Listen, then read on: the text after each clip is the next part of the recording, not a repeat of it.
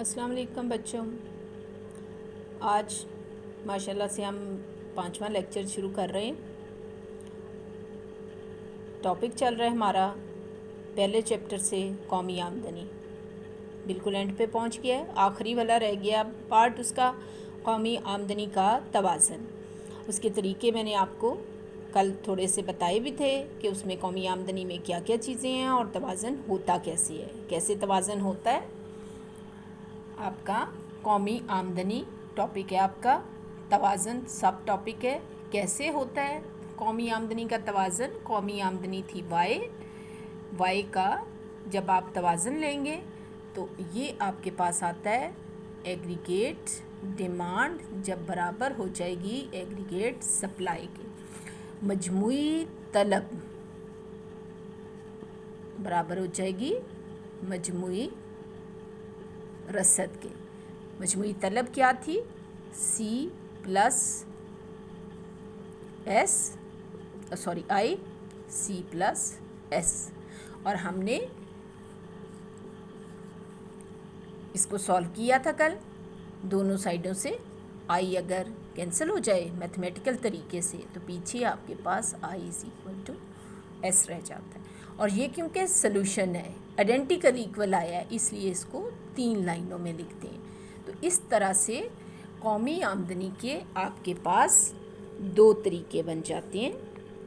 पहला तरीका मजमूई तलब और मजमूई रसद का तरीका, और दूसरा बचत और सरमायाकारी का तरीका।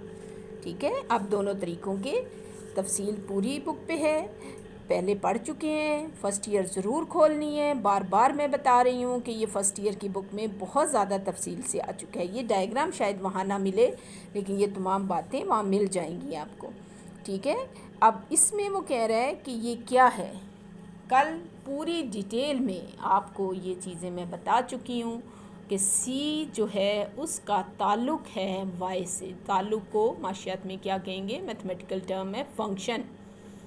सी वाई की वजह से तब्दील होता है। वाई बढ़ेगा तो सी भी बढ़ जाएगा, वाई कम होगा तो सी भी कम हो जाएगा। इस तरह से ये एक डायग्राम बनेगा। एक्सिस ज़रूर मेंशन किया करें, जो कि आपकी आदत नहीं है। और ये कि एक्सिस के ऊपर आप क्या लेते हो। अब याद रखना है ये आपका है मैक्रो इकोनॉमिक्स, और इसके आपके पास सिंबल्स आएंगे। इसमें जो आमदनी है, आमदनी ये हमेशा आपकी एक्स एक्सिस पर आएगी। कौमी आमदनी जो कि करोड़ों में, अरबों में, लाखों में, जैसे भी आप लिखना चाहें उसको। और इस तरफ क्या आ जाएगा? सी आई एस और ये सब। तो पहला तरीका जो हम शुरू कर रहे हैं वो है मजमूई तलब और मजमूई रसद का तरीका। इस तरीके के मुताबिक तवाज़न उस वक्त होता है जब मजमूई तलब मजमूई रसद के बराबर हो जाए, मतलब सी और आई सी और एस के बराबर हो जाए। ये सी और एस क्या था? ये कुल कौमी आमदनी थी जो मुल्क में एक साल के दौरान पैदा होती है, और उसके 2 हिस्से हो जाते हैं, एक सर्फ हो जाता है और एक बचा लिया जाता है। इसलिए इसका ख़त बिल्कुल 45 डिग्री पे एक स्ट्रेट लाइन बनाई जाएगी, जो कि ये बताएगा कि y जो है वो c और s के बराबर है। इसको लिखेंगे y is equal to C plus S. Exact एक दूसरे के बराबर होते हैं।